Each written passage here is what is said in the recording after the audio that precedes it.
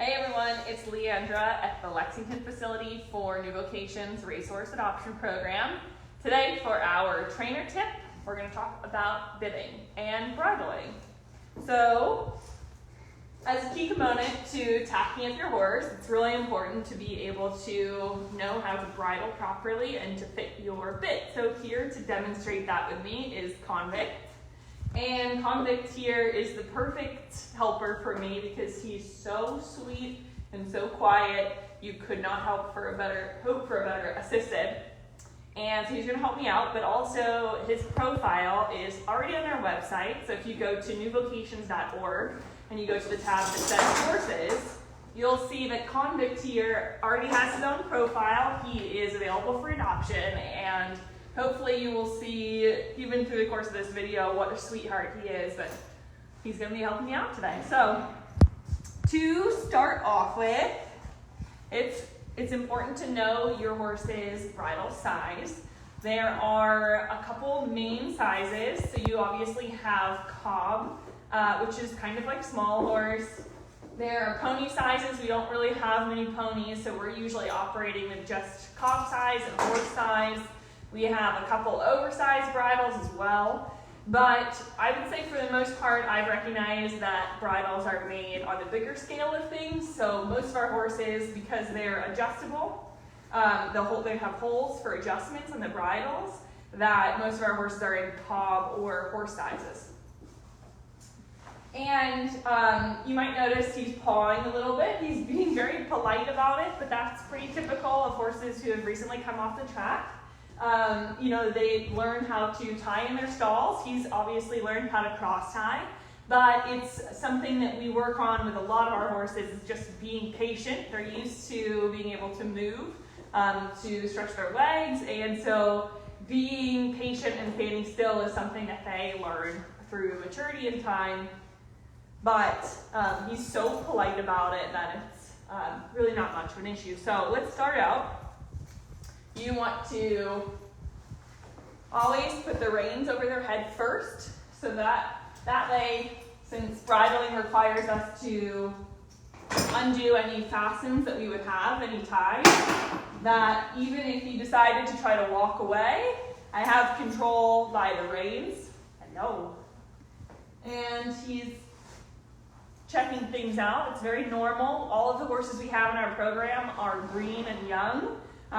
For the most part, but we consider them all to be in a stage of learning, as they do for most of their life, and this is just something that we teach them, because like I said, many of them know how to be tied with a stall, but cross ties might be something different, so when you unclip them and they have all of a sudden have all this open space, they might try to explore it. So I'm going to undo the halter. And to have another safeguard, oftentimes we will clip the halter right here, like so that you have two different forms of control if you need them, which obviously Convict is being such a good horse that he's not really making movements to leave, but just in case, it's always good to be precautious.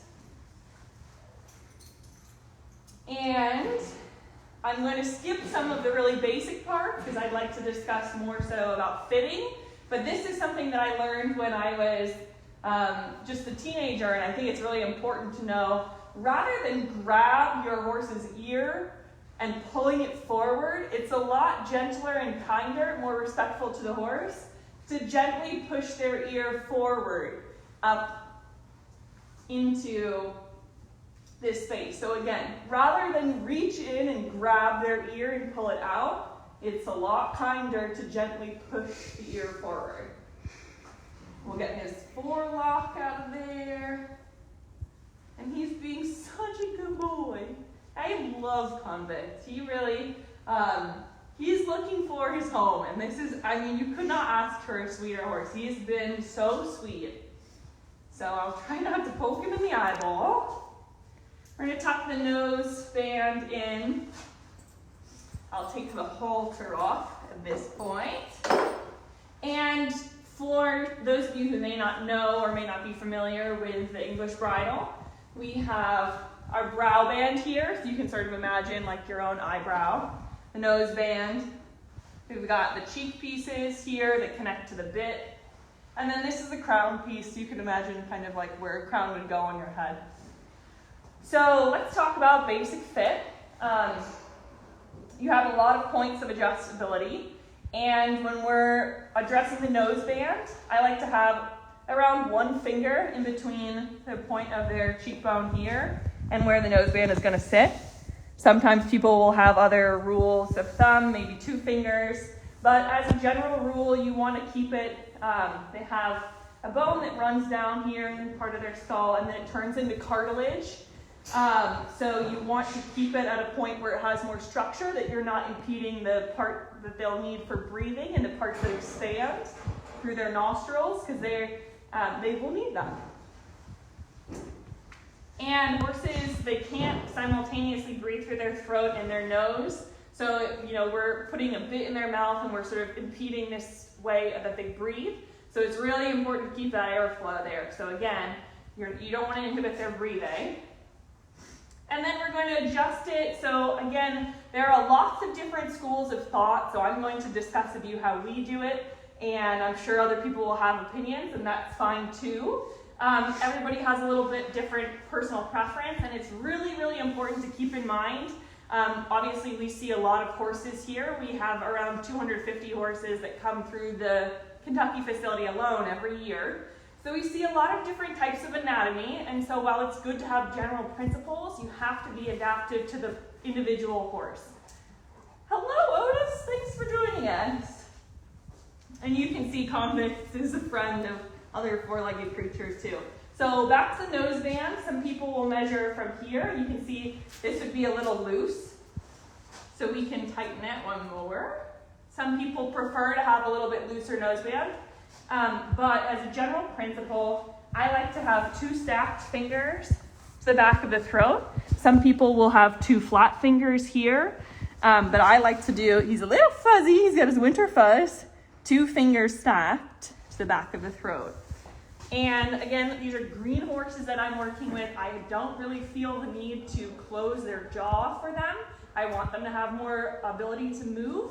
Maybe people in more advanced movements, that, you want to make sure the horse isn't crossing their jaw, or maybe they're fussing a lot. So you might change based off of your different needs or different types of nosebands.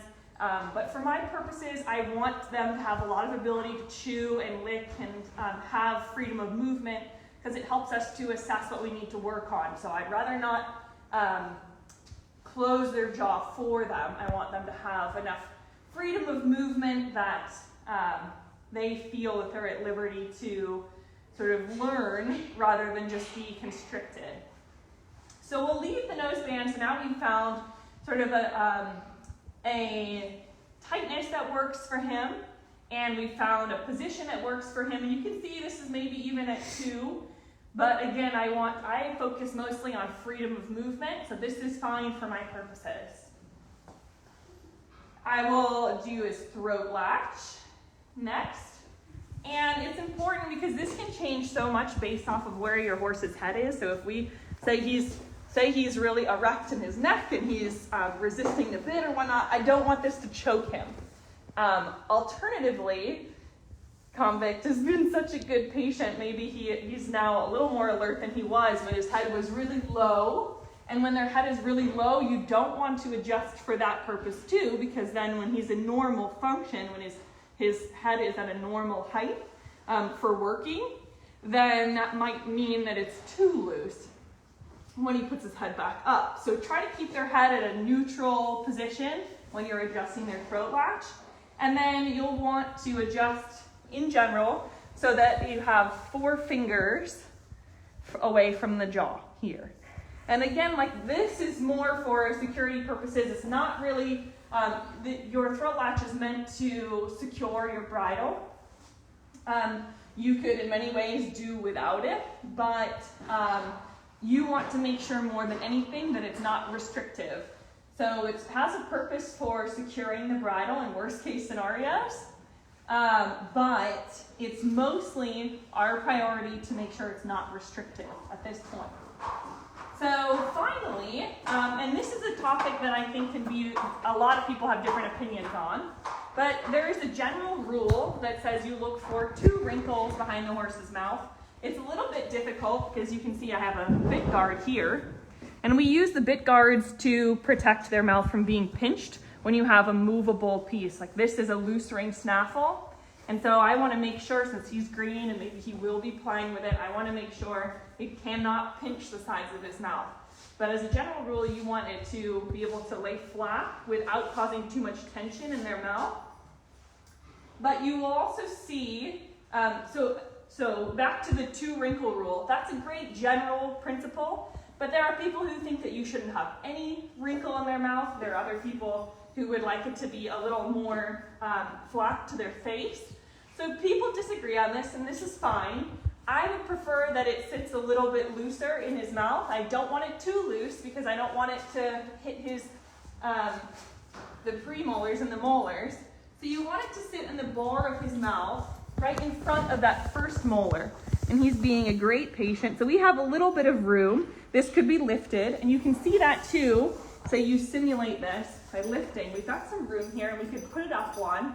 And so if we're doing work, we might put it up one so it's not dragging, but it's not bumping him in his premolars, and it's not hitting his first molar.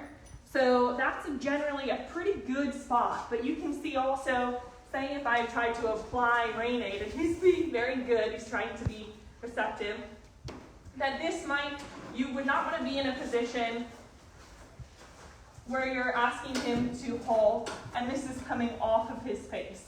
This would get you in trouble because you're losing control and you're also losing communication value. You can see also that when it's loose, that this can come very far out of his mouth. And this can mean that when you apply your bit pressure, that it can have what we call a Nutcracker effect. So if you imagine a nutcracker, it can sort of collapse and poke them in the palate. So you can get that, this has a joint in the bit, but it can sort of, so imagine a nutcracker effect on the sides of his mouth, underneath his mouth like this. So we want to be able to communicate effectively and clearly, because clarity is going to help us to communicate what we're asking of them, and that is of utmost importance with green horses especially. If you're not clear about your ask, then they can get frustrated, which can lead them to have behavior that is undesirable and can be confused for misbehavior. So it's best just to be as clear as you possibly can, and that starts with your tack. So this is just a really basic 101 bridling for your knowledge. So I would say this is on the looser end of how I would fit for the bit part, but as a general principle, this is a good basic bridling. And I think I had touched on it before, but in some cases we actually want the bit to be a little bit lower in their mouth because I want them to be able to reach for it. And I would do that predominantly with a leverage bit.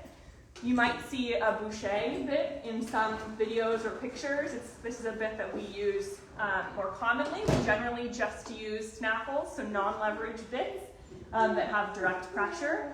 And I would like to say as an asterisk to all of this that a bit, no matter what bit, its effectiveness depends very, very much on the user.